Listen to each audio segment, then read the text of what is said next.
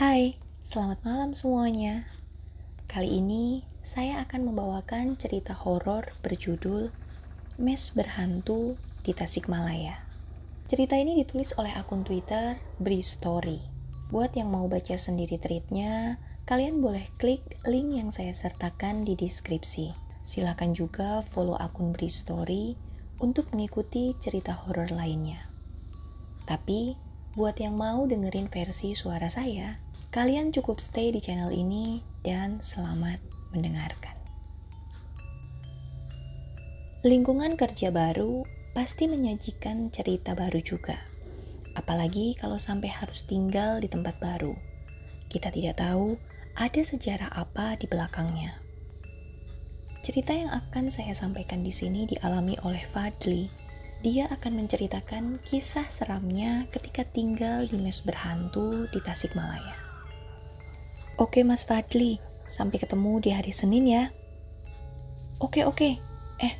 Tapi saya minggu sore udah ada di Tasik. Saya udah ada di mes minggu sore insya Allah. Oh gitu. Tapi Mas, kalau minggu sore mes masih kosong. Belum pada datang. Biasanya penghuni baru berdatangan Senin pagi. Oh, ya nggak apa-apa lah Mas. Biar santai. Kalau Senin pagi saya harus berangkat malam dari Jakarta. Tapi kenapa Mas? Nggak apa-apa. Begitulah percakapanku dengan Ridwan melalui telepon. Ridwan adalah teman yang baru saja aku kenal. Dia nantinya akan menjadi rekan di perusahaan tempatku bekerja. Aku baru saja diterima kerja di salah satu perusahaan manufaktur yang memproduksi plastik. Setelah melalui serangkaian wawancara dan tes yang dilakukan di Bandung, akhirnya aku diterima dan akan bekerja sebagai operator mesin. Iya, aku menjalani wawancara dan tes masuk di Bandung, di kantor perwakilan perusahaan. Jadi, sama sekali belum pernah datang mengunjungi lokasi pabrik yang ada di Tasikmalaya. Aku yang belum menikah dan masih tinggal di rumah orang tua, tidak berpikir dua kali untuk mengambil kesempatan ini. Walaupun bukan multinasional, tapi perusahaan ini bukan perusahaan kecil. Karena perusahaan ini memiliki sekitar 500 karyawan. Yang membuatku tertarik, mereka memberikan beragam fasilitas. Salah satunya, mes tempat untuk tinggal bagi karyawan yang berdomisili di luar Tasikmalaya seperti aku. Jadi, tidak perlu pusing memikirkan biaya kos atau kontrak rumah. Singkat kata, aku memutuskan untuk bekerja mencari nafkah dan tinggal di Tasikmalaya. Pada tahun 2007, ini bukanlah pertama kali aku menginjakan kaki di Tasikmalaya. Karena semasa kuliah dulu, aku sudah beberapa kali datang berkunjung. Kota di lintas selatan Jawa Barat ini masih kota kecil, tapi sangat menarik dan nyaman. Seperti yang sudah direncanakan sebelumnya, pada satu minggu sore, aku sudah sampai di terminal bus Tasikmalaya. Di terminal bus besar inilah bis yang mengantarkanku dari Jakarta sampai di pemberhentian terakhir. Nah, ternyata alamat perusahaanku ini lokasinya agak jauh dari pusat kota, malah sudah lebih dekat ke Ciamis. Karena itulah, dari terminal terlebih dulu harus 2 kali naik angkot untuk sampai di tujuan. Tapi tidak apa-apa. Perjalanan menggunakan angkot di Tasik sungguh masih dapat dinikmati. Suasananya menyenangkan, tipikal kota kecil yang menawarkan kesegaran udara dan pemandangan. Aku cukup menikmatinya. Sebelumnya, aku sudah bertanya kepada Ridwan mengenai detail perjalanan yang harus aku tempuh. Kalau kata Ridwan, sekitar 1 jam kurang naik angkot, seharusnya aku sudah sampai pabrik. Dan benar saja yang Ridwan bilang, setelah kurang lebih 1 jam perjalanan, akhirnya aku sampai di tujuan. Pagar tembok tinggi dan gerbang besi besar. Itulah pemandangan yang pertama kali aku lihat ketika baru turun dari angkot. Bangunan di dalamnya hanya kelihatan atapnya saja. Juga beberapa pohon tinggi menutupi sedikit pandangan. Ridwan juga bilang kalau sudah sampai, aku bisa meminta tolong pada satpam yang ada di depan untuk mengantarku ke mes karyawan. Sore Pak, saya Fadli, karyawan baru. Mungkin Pak Ridwan sudah kasih infonya? Ucapku ketika sudah masuk gerbang dan menemui security yang kutemui di posnya. Oh iya, Pak Fadli ya? Selamat datang Pak Fadli. Saya pikir habis maghrib baru sampai. Hehe.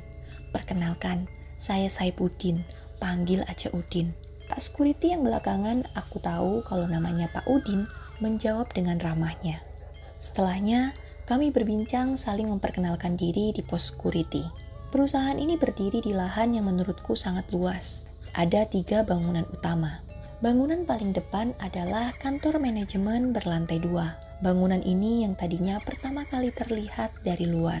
Di belakangnya, ada bangunan pabrik atau warehouse. Ukurannya nyaris sama dengan gedung manajemen. Berisi segala macam mesin yang menghasilkan bahan produksi, yaitu plastik. Di sebelahnya, ada gedung lagi yang lebih kecil. Menurut Pak Udin, bangunan ini juga berisi mesin produksi. Hanya skalanya saja yang lebih kecil. Oh iya, lokasi perusahaan letaknya agak jauh dari pemukiman warga. Tidak di pinggir jalan utama. Agak masuk ke dalam, tapi masih bisa dilewati kendaraan besar. Lokasi yang sepertinya memang diperuntukkan untuk kawasan industri. Oh iya, Mas Fadli katanya bakalan tinggal di mes ya. Kalau sudah siap, ayo saya antar ke mes. Gak jauh kok, bisa jalan kaki, kata Pak Udin kepadaku.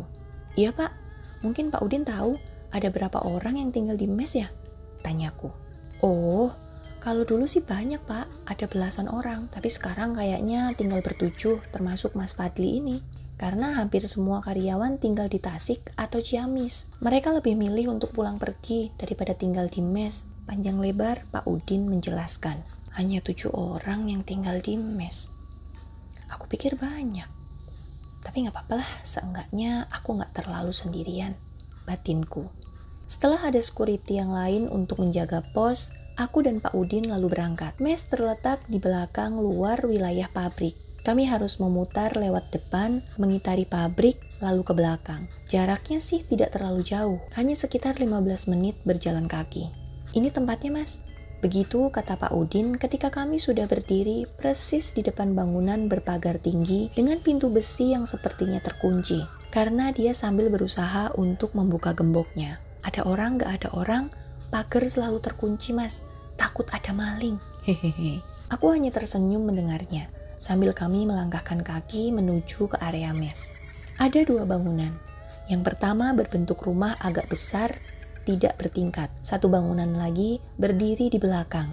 Bentuknya memanjang seperti rumah kontrakan. Pintunya berjajar, ada 5. Rumah ini diperuntukkan untuk level supervisor ke atas Mas. Kalau yang di belakang untuk level di bawahnya. Mas Fadli kan supervisor, jadi tinggal di rumah ini. Yuk masuk Mas, ucap Pak Udin menjelaskan. Rumah 3 kamar dengan fasilitas lengkap. Ada TV, kulkas, peralatan dapur, dan lainnya. Yang tinggal di sini biasanya datangnya Senin pagi. Terkadang juga ada yang datang Minggu sore atau malam, tapi jarang banget. Ya sudah Mas Fadli, mungkin Masnya mau istirahat. Saya balik dulu ke pos ya Mas. Ini kunci gembok dan kunci rumah. Akhirnya Pak Udin pamit pergi untuk kembali bertugas meninggalkan aku sendirian di rumah ini. Aku merasakan nyaman, udaranya bersih dan sejuk, sepi, jauh dari jalan raya dan keramaian. Seharusnya aku bisa betah tinggal di tempat seperti ini. Seharusnya. Aku memilih kamar tengah, karena kamar depan dalam keadaan terkunci. Sepertinya sudah berpenghuni, sedangkan kamar belakang aku nggak yakin sudah ada penghuninya atau belum. Kamarku cukup besar, berisi lemari dan tempat tidur. Berjendela kayu yang kalau dibuka akan terlihat halaman samping dan sebagian mes belakang. Selepas maghrib, aku duduk di ruang tengah sambil menonton TV, menikmati suasana sambil menunggu kalau ada penghuni mes lain yang tiba-tiba muncul. Karena itulah, pintu depan aku biarkan dalam keadaan terbuka. Tapi sampai jam 8 malam, belum juga ada yang datang. Suasana malam di mes ini benar-benar sepi. Kalau TV aku matikan, hanya terdengar suara jangkrik atau binatang malam lainnya. Tapi sesekali terdengar suara kendaraan yang lewat di jalan depan pabrik. Tapi hanya samar-samar saja, karena jaraknya memang cukup jauh. Udaranya juga kurasakan semakin malam semakin dingin. Jadi aku memutuskan untuk berselimut, duduk di depan TV. Tapi sekitar jam 10, lamunanku berhenti, lalu mengecilkan volume TV. Ketika mendengar suara pagar depan seperti ada yang membuka. Akhirnya ada yang datang juga, jadi gak sendiri malam ini. Begitu ucapku, dalam hati sedikit lega. Bangkit dari duduk, aku bergegas menuju teras rumah untuk melihat siapakah gerangan yang datang. Tapi tidak ada siapa-siapa. Pagar tetap dalam keadaan tertutup ketika aku melihatnya. Siapa yang tadi buka pagar? Sudahlah, mungkin aku salah dengar. Batinku sambil berniat untuk masuk lagi ke dalam mes. Tapi baru saja beberapa langkah, tiba-tiba kembali aku mendengar sesuatu lagi. Kali ini suara langkah kaki. Langkah kaki yang sepertinya berasal dari samping, seperti sedang berjalan menuju bangunan mes belakang. Langkah kaki siapa itu? Batinku. Dan karena penasaran, kemudian aku pun berjalan menuju ke samping rumah untuk melihat sumber suara. Dari samping kelihatan kalau mes belakang sangat gelap. Hanya deretan pintu tertutup yang terlihat karena lampu teras mati semua. Tapi sepersekian detik kemudian, tiba-tiba aku melihat seperti ada orang yang berjalan. Tapi hanya kelihatan sebentar saja karena sosok itu langsung menuju belakang rumah sehingga pandanganku pun jadi terhalang. Karena semakin penasaran, aku lalu berjalan ke belakang rumah untuk mencari tahu siapa gerangan yang sedang ada di belakang. Sesampainya di belakang, lagi-lagi aku tidak melihat ada siapa-siapa. Mas, Mas, aku coba memanggil entah siapapun itu, tapi tidak ada jawaban. Sepi. Lalu siapa orang tadi? Aku yakin banget kalau tadi ada orang yang jalan. Aneh. Akhirnya setelah beberapa belas detik lamanya berdiri diam dalam gelap, aku memutuskan untuk masuk ke rumah. Setelah sudah di dalam, aku menutup pintu lalu menguncinya. Aku pun kembali duduk di ruang tengah di depan TV. Kembali duduk dalam kesendirian di tempat yang masih sangat asing ini. Jujur saat itu aku sudah mulai merasa kalau ada yang aneh, karena perasaanku juga mulai tidak enak. Momen kesunyian itu berlangsung agak lama, sampai jam menunjukkan pukul 11 malam. Saat itu, aku masih duduk di tempat yang sama, sementara acara TV mulai tidak ada yang menarik. Sampai akhirnya, sekitar jam 12 malam, aku masuk ke dalam kamar mencoba untuk tidur. Seharian tadi sangat melelahkan. Perjalanan Jakarta-Tasik cukup membuat energiku terkuras. Seharusnya aku tidak akan kesulitan untuk memejamkan mata. Tapi tetap saja, di atas tempat tidur aku belum juga bisa terlelap, resah dan gelisah, sambil memperhatikan langit-langit kamar. Sempat berpikir untuk keluar rumah lalu menuju suatu tempat, ketika rasa cemas dan takut semakin memenuhi isi kepala. Tapi mau kemana? Aku belum tahu benar daerah sini. Akhirnya, aku pun hanya bisa pasrah sambil terus berharap rasa kantuk akan datang. Tapi ketika sudah jam 12:30, lamunanku terhenti. Ketika tiba-tiba mendengar seperti ada suara pintu yang terbuka. Mendengar dari arah suaranya, aku yakin kalau itu pintu depan. Ada yang membuka pintu depan. Beberapa saat kemudian, pintu terdengar kembali tertutup. Siapa yang masuk ke dalam rumah? Batinku. Langkah kaki bersepatu kemudian terdengar, melangkah dari pintu menuju bagian belakang rumah. Aku nggak berani untuk membuka pintu kamar. Aku nggak berani untuk lihat ke ruang tengah. Lebih baik aku nunggu di dalam aja. Diam aja, batinku. Namun, posisiku yang tadinya terbaring di tempat duduk, seketika berubah menjadi duduk. Karena tiba-tiba, gagang pintu bergerak-gerak, seperti ada yang coba membukanya dari luar. Siapa ya? Sontak aku langsung bertanya. Tapi hening, tidak ada jawaban, dan aku semakin ketakutan. Tapi hanya beberapa detik saja, karena akhirnya aku mendengar suara. Iman, begitu kata seseorang yang ada di ruang tamu.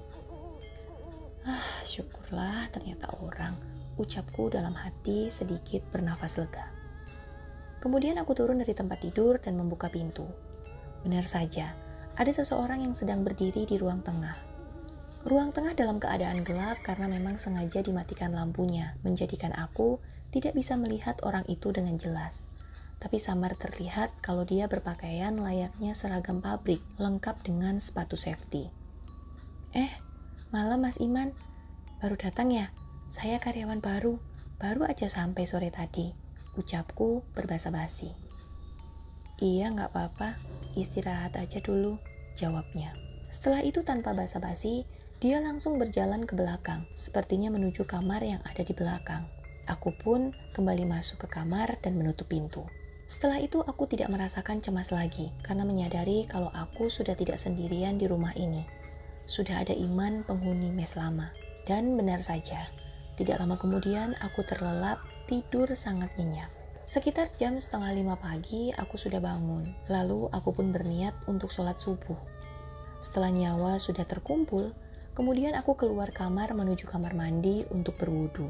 Tapi, lagi-lagi aku melihat Iman. Dia sedang duduk di sofa ruang tengah, duduk menghadap depan rumah. Iman sudah mengenakan seragam pabrik lengkap dengan sepatu. Mas Iman, sudah siap berangkat aja? Pagi-pagi amat, Mas. Hehehe. Aku berbasa-basi ketika sedang tepat melintas di sampingnya. Iman hanya menoleh sambil tersenyum tanpa berkata apa-apa. Aku lalu meneruskan langkah menuju kamar mandi. Setelah selesai, aku kembali menuju kamar. Tapi saat itu, aku tidak melihat Iman lagi. Sepertinya dia sudah berangkat. Pagi amat berangkat kerja Mas Iman. Begitu gumamku dalam hati. Selesailah malam pertama aku tinggal di dalam mes. Jam menunjukkan pukul 7:30 pagi. Ketika aku sudah berpakaian rapi, siap untuk berangkat kerja, aku duduk di teras rumah sambil menikmati kopi dan rokok. Satu persatu penghuni mes berdatangan. Satu persatu juga mereka memperkenalkan diri kepadaku. Saya Ridwan, Mas. Hehe. Oh, ini yang namanya Ridwan toh. Kang Ridwan. Hehe. Akhirnya bisa ketemu ya. Sapaku kepada Ridwan yang akhirnya datang juga. Ridwan tinggal di Bandung. Anak dan istrinya tinggal di kota kembang itu. Senin sampai Jumat, dia tinggal di mes. Barulah ketika Jumat sore, dia pulang ke Bandung lagi. Lalu kami berbincang sebentar di teras rumah. Ridwan ini supervisor keuangan. Beda divisi denganku. Sepertinya dia juga lebih tua dariku. Gimana Mas Fadli? Bermalam di mes sendirian? Betah nggak? Enak kan suasananya? Hehe. Saya nggak sendirian kok, Kang. Jawabku. Bisa aja Mas Fadli ini. Dari nada kalimatnya, sepertinya Ridwan menganggap aku sedang bercanda. Bener Kang, saya nggak sendirian, ucapku lagi. Udah hampir jam 8 nih.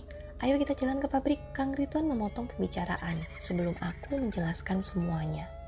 Ya sudah, kami pun akhirnya berangkat. Layaknya karyawan baru, aku menjalani proses pengenalan lingkungan dan pekerjaan. Hendra, pemuda daerah yang bertugas sebagai teknisi mesin, membantuku memperkenalkan dan menjelaskan semua hal menyangkut pekerjaanku nantinya, dari proses awal produksi sampai selesai. Begitulah sampai akhirnya jam makan siang tiba, dan kami harus menghentikan kegiatan sejenak untuk beristirahat dan berbincang hangat. Gimana Pak, tidur di mes semalam? Betah kan ya? Sekar ya udaranya? Pasti nyenyak tidurnya. Hendra membuka percakapan ketika kami masih bersantai selesai makan. Enak kok Ndra, awalnya nggak bisa tidur, sepi banget soalnya, jawabku. Emang begitu Pak, yang tinggal di mes biasanya baru pada datang Senin pagi, jarang ada yang datang Minggu sore atau malam. Tapi ada yang datang, jam 12-an ada yang pulang ke mes. Akhirnya saya bisa tidur lelap, karena nggak merasa sendiri lagi. Hehehe. Oh gitu. Alhamdulillah mun gitu mah, jadi nggak terasa keeng lagi kan ya. Hehehe. Iya, untung aja Iman datang. Jadi ada temennya kan saya. Iman? Pak Iman yang datang tengah malam Pak. Raut wajah Hendra mendadak berubah. Iya, Iman yang datang. Kenapa emang Dra? Emang Iman rumahnya di mana? Tanyaku kemudian. Oh, Pak Iman. Pak Iman rumahnya di Bandung Pak. Dulunya dia manajer accounting. Dulunya? Emang sekarang dia bagian apa? Masih Pak, masih manajer. Hendra agak gelagapan. Entah kenapa dia seperti itu. Percakapan terhenti sampai di situ saja. ketika jam sudah menunjukkan pukul 1 lewat sedikit, karena kami sudah harus melanjutkan pekerjaan. Singkat cerita, hari pertama selesai juga dengan cukup melelahkan. Hingga menjelang maghrib, kami kembali pulang ke dalam mes. Malam pun tiba, dan seluruh penghuni mes sudah berkumpul semua. Kami pun berbincang seru di teras rumah. Lengkap ada aku, Ridwan, Randy, Dadi, Asep, Hendar, dan Agu. Nyaris semuanya tinggal di Bandung kecuali Agu. Dia orang Cilacap dan aku dari Jakarta. Dalam perbincangan seru kali ini, aku sebagai pendatang baru masih menjadi pendengar yang baik. Mendengarkan teman-teman bercerita tentang apa saja. Seringkali percakapan kami diselingi dengan gelak tawa. Perbincangan semakin seru seiring waktu yang semakin larut. Tapi kemudian aku tersadar, ada satu orang yang tidak kelihatan. Sebentar, Iman kemana ya? Kok gak kelihatan? Tanyaku tiba-tiba. Entah kenapa, tiba-tiba semua terdiam seketika, memandangku dengan wajah keheranan. Pak Iman?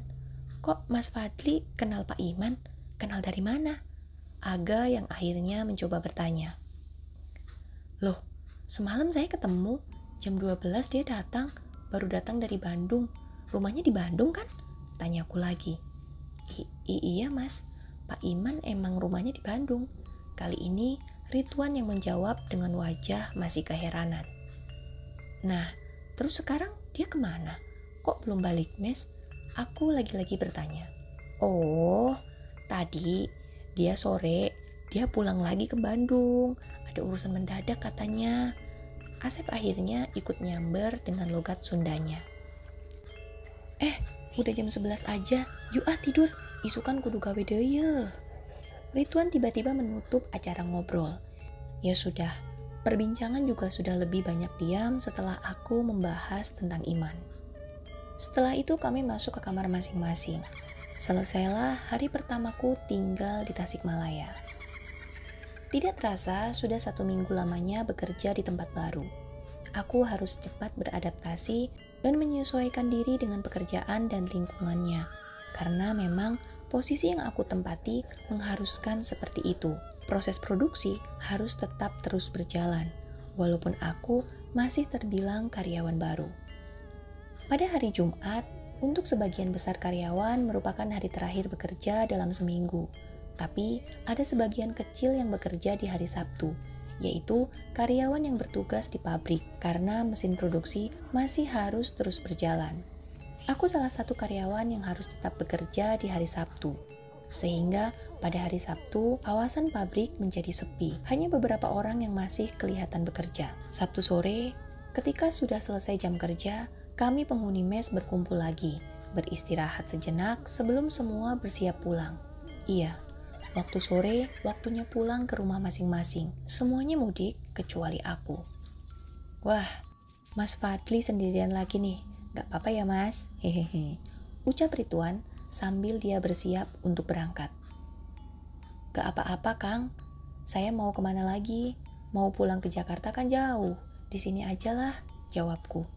Mas, nanti ikut saya ke depan ya, ke pos satpam sebentar. Ada yang mau saya omongin. Mimik Ridwan berubah menjadi serius. Oh, boleh Kang. Saya juga mau beli rokok ke depan. Dan akhirnya, sekitar jam 5 kami semua meninggalkan mes. Yang lain langsung berangkat ke tujuan masing-masing. Sementara aku dan Ridwan mampir sebentar di pos satpam. Mas, saya mau ada cerita nih. Tapi jangan kaget ya. Ucap Ridwan membuka percakapan ketika kami sudah duduk di pos satpam. Wah, kelihatannya serius nih. Ada apa Kang? Aku penasaran. Jadi gini, minggu yang lalu Mas Fadli kan sempat cerita kalau waktu itu ketika pertama kali nginap di mes ada Iman yang datang tengah malam ya. Iya Kang, Iman datang sekitar jam 12 malam.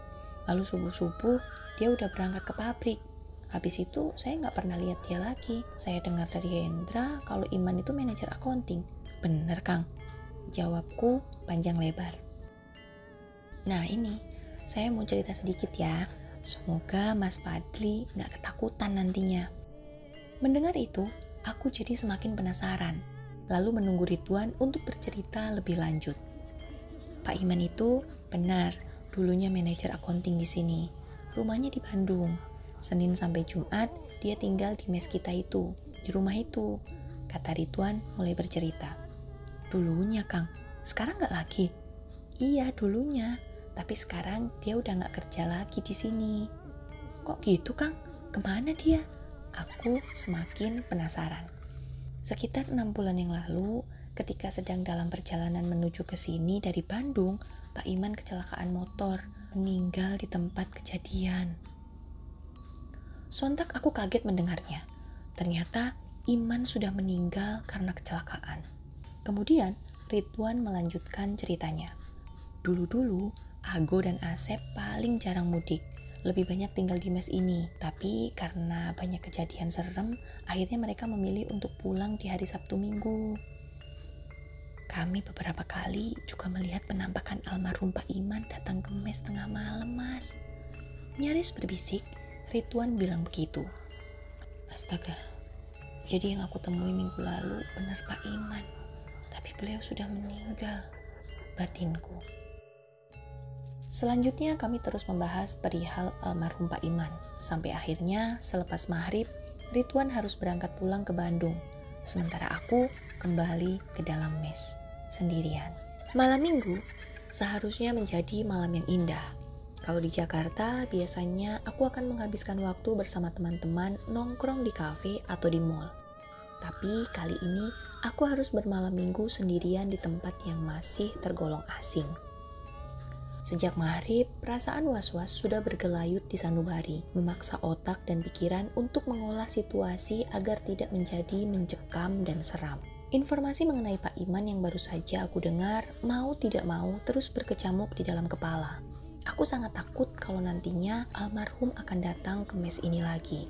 Sampai akhirnya, menjelang jam 12:30 malam, aku memutuskan untuk masuk ke dalam kamar. Tapi membiarkan semua lampu di dalam rumah dalam keadaan menyala. Karena aku takut. Tapi untunglah, walaupun sama sekali aku tidak bisa tidur sampai subuh, tidak ada peristiwa seram yang terjadi. Hari Minggu aku habiskan untuk menonton TV dan istirahat, untuk coba berteman dengan keadaan, memaksa diri bersantai dan menikmati suasana.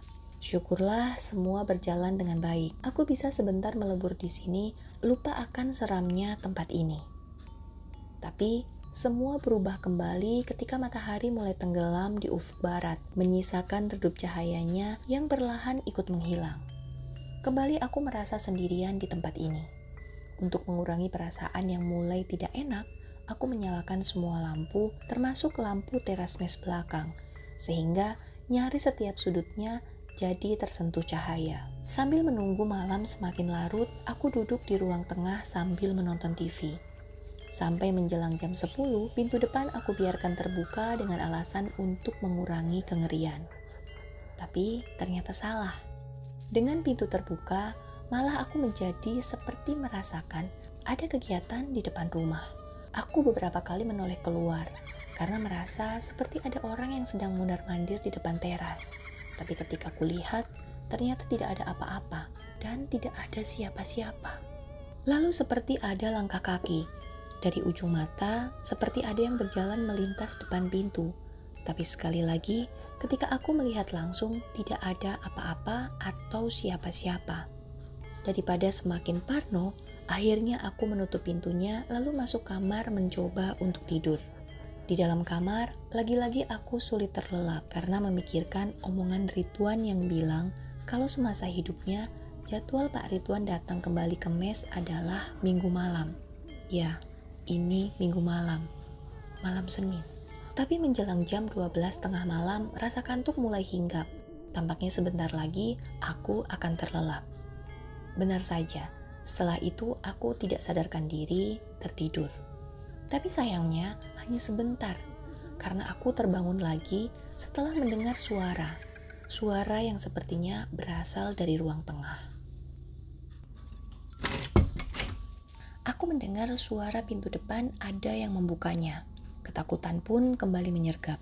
Pak Iman datang, pikirku bertanya. Setelah suara pintu, lalu muncul suara langkah kaki. Langkah kaki yang masih mengenakan sepatu. Berderap langkahnya, perlahan menyusuri ruang tengah. Aku hanya bisa terdiam mendengarkan semuanya, karena terasa sangat mencekam. Langkah kaki terus-menerus terdengar cukup lama. Tubuhku mulai merinding dan gemetar. Suasananya benar-benar mematikan nyali. Sampai akhirnya, langkah kaki tiba-tiba menghilang. Suasana pun kembali hening. Tapi hanya sebentar, karena ada kejadian lain yang mengikuti. Pintu kamar ada yang mengetuk dari luar. Tuhan, apalagi ini? Ketukan pintu hanya sekali, tapi ternyata setelahnya lebih menyeramkan lagi. Karena gagang pintu bergerak-gerak sendiri seperti ada yang mencoba untuk membukanya dari luar. Aku duduk di sudut kamar, berselimut sebatas leher, gemetar seluruh tubuh. Iya, siapa ya? Entah apa yang ada di dalam pikiran, aku tiba-tiba berani bersuara. Beberapa detik lamanya tidak ada jawaban, tapi gagang pintu masih terus-menerus bergerak pelan. Iman. Tiba-tiba ada suara dari balik pintu, menjawab seperti itu. Mendengar itu aku semakin ketakutan dan cekamnya benar-benar di luar batas. Maaf Pak, saya permisi tinggal di sini. Kembali aku nekat untuk berucap. Kemudian gagang pintu pun berhenti bergerak. Langkah kaki tidak terdengar lagi, hanya tinggal sesekali saja. Malam pun semakin panjang dan mencekam. Sekali lagi, aku tidak bisa tidur malam itu. Sampai akhirnya waktu sholat subuh tiba. Sambil berharap semuanya sudah selesai, aku berniat menuju kamar mandi untuk berwudu. Tapi perkiraanku salah, karena ternyata masih ada. Pak Iman masih duduk di ruang tengah. Dia duduk di kursi yang menghadap ke depan rumah. Namun kala itu, nyaliku sudah mulai tumbuh. Aku pun melangkah pelan berjalan di sampingnya sambil terus diam menuju kamar mandi. Sambil berwudu, aku berdoa, semoga Pak Iman sudah tidak ada di tempatnya lagi ketika aku selesai. Ternyata doaku dikabulkan. Pak Iman sudah tidak ada lagi di tempatnya. Selesailah malam menyeramkan itu. Jadi semasa hidupnya, almarhum Pak Iman memang tinggal di rumah mes itu. Dan ternyata dia menempati kamar yang aku isi. Setelah mengetahui semuanya, aku memutuskan untuk pindah kamar. Tapi selama aku tinggal di situ, sosok almarhum Pak Iman masih beberapa kali menampakkan diri sampai sekarang. Sekian cerita horor kali ini. Jika kalian suka dengan cerita ini, bisa klik tombol like. Dan jika berkenan, silakan klik subscribe agar kalian tidak ketinggalan saat saya kembali bercerita. Dan tentunya, support kalian adalah semangat saya dalam bercerita. Sugeng Dalu.